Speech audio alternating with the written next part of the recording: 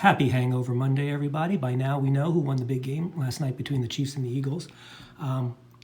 Hopefully it's the Chiefs, and I hope it's the Chiefs because I need this card to appreciate by a crap ton, not just a regular ton.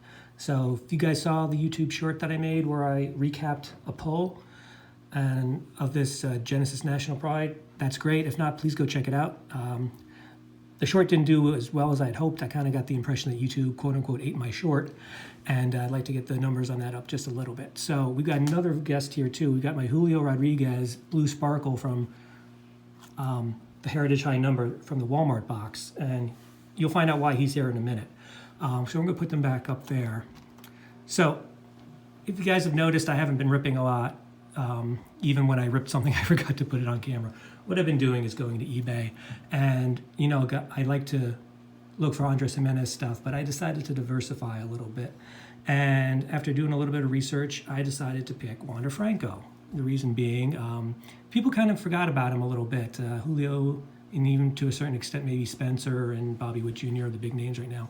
I feel Wander's a little bit undervalued. Probably not going to agree with me when you see or hear about the prices of the cards that I paid, but let's just get into it. So the first thing I found, or the first thing I'm going to show you, is this from Topps 2022 Chrome. We got this Rainbow Prismatic Refractor, whatever the official name is. Obviously it's raw. I'm actually looking for raw stuff in preparation for maybe submitting a big hunkin' order to PSA. So I think this is a really clean card. Even the back is well centered. The front looks centered too. The corners look great. The one thing, and maybe this is endemic to the Prism refractors, I don't know if the camera's going to pick it up. It seems like there's lines. They look like print lines. Even my son called them print line, but I think where there's like, the lines intersect between the horizontal and the vertical axes, and there's not a lot of prism going on there, and it looks like it's a line, but there's no blemishes or anything like that. So I think this is a pretty clean card. I think it could possibly gem, but let me know in the comments what you think. I did pay with tax and tags about $40 for this. This was a buy it now, where I believe the person then just put out one of those blanket offers to drop it down to 35. And I thought about saying, well, how about 30? But I'm like, I'm not going to quibble over $5. And he might have said no, and then the offer for 35 probably would have been rescinded as well. I'm not quite sure how eBay handles that. So I'm like, I can sweat the $5. I just accepted it, and there was another $5 or so for shipping. So I'll put that over here. We'll talk about it a little bit later in the final recap section. So I've got the Julio here, and I'll let you guys take another look at this. This is also a possible candidate to get graded, but I still think it's off-centered left to right. The back, however, is beautiful, and that seems to be the exception with any of these heritage products. So I realized that he needed a friend, and the friend that I decided to buy for him was from the regular heritage, the Wander equivalent. So obviously this one came in a one touch. I think the front is very clean. The corners look good. It did not come with with a penny sleeve on top of it. I took care of that myself. So if there's any type of reflections, you might be seeing the penny sleeve on top of the card.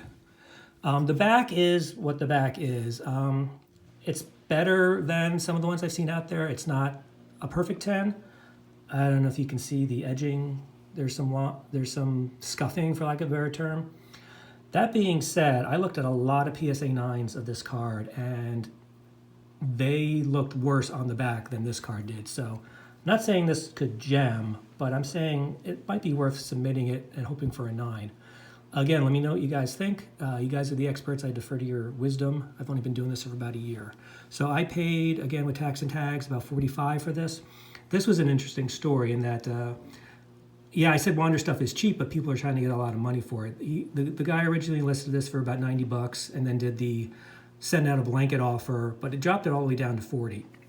And just for lack of, for being expedient about this, I couldn't take him up on that at the time. Offer expired. When I was ready to take him up on it, he was nice enough after an email from me to say to allow me to make that offer. So I was really grateful to him for that. So I got it again for $40 and plus about $5 for shipping and handling. So let's just go over what I've got.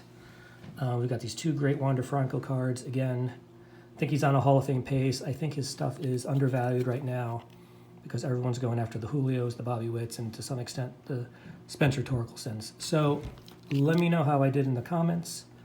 And I'm clearing the decks now for Series 1 of 2023. So I hope to be back with you guys with that soon. So I will see you when I see you.